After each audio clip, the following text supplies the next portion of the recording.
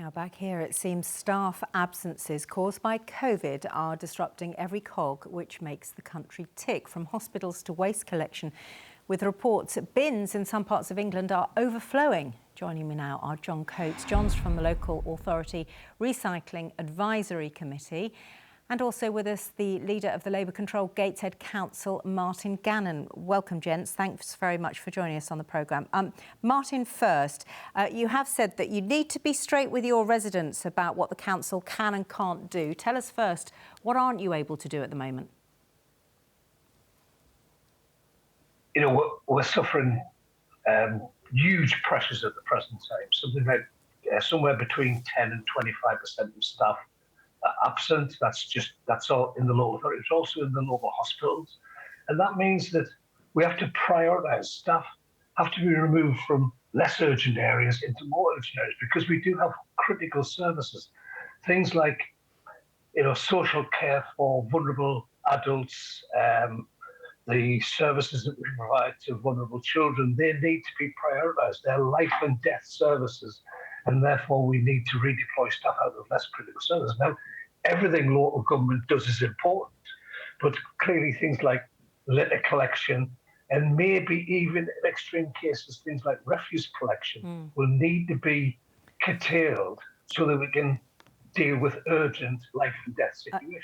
OK, let's pick this up with John. So huge pressures mean that perhaps waste collection needs to be curtailed. I mean, we're already seeing it, aren't we? We're seeing it in Birmingham, we're seeing it in London, we're seeing it in Essex.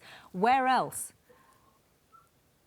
It's a different picture up and down the country. I mean, the refuse collection services are suffering challenges to do with absences for staff due to Omicron and the heavy cold that's doing the rounds. There's always more waste and recycling presented at this time of year for Christmas and the New Year festivities. And then we've had the long-standing issue of driver shortages, which is impacting on crews being able to get out. So it's different in different parts of the country. We've had our members reporting to us, and some are managing to cope by pulling in staff from other frontline services like litter collection and bulky household collection and fly tip collection to keep the refuse crews going. Other ones are suffering more, and the same particularly where they have more of these issues affecting them at the same time. So councils who are on busy transport corridors competing with drivers from haulage companies and delivery companies, are probably struggling as much as those who are suffering 25 to 25% vacancy rates. Oh, gosh, that's high, isn't it?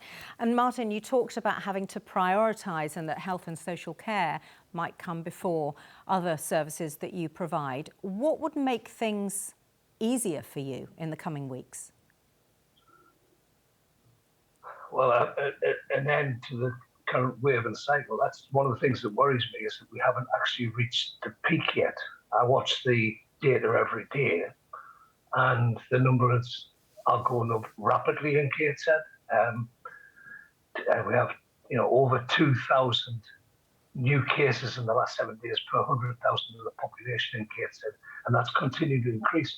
So I do have huge worries and concerns. I mean, we will always manage to maintain critical services. We have to provide those, life-saving services to vulnerable people. But I think the message to the general public is that there'll be other services which, people cherish, understandably. I mean, they're council taxpayers and they demand the very highest standards. But some of those services are going to have to be stood down at the present time. You've got to prepare for a worst-case scenario. What is that? Well, the worst-case scenario, I mean, the absence levels are very difficult to predict. And of course, there are some areas, where if 7 or 8 people is 100% of a critical service. But and it's very difficult to redeploy people into, say, personal care for adults, people who are inexperienced.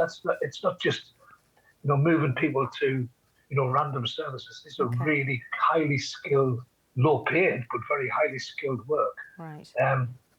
But that's the area that really worries me. I have to say that as I say, they are desperate people in vulnerable situations, and every single resource and capacity will be channeled to make sure those services are maintained. OK. And John, you mentioned COVID is a problem, but also Christmas and the backlog, and also, of course, the shortage of drivers. When might things improve? Well, the Christmas levels of waste usually start to reduce down by January in a normal year, middle of January in a normal year, but that's when we've got normal levels of absence. The driver shortage has been critical this last year due to a number of drivers not being available from the EU, but it's been long-standing for a number of years because of new regulations that came in about driver competency, and that was 2016, so we've had it for a while.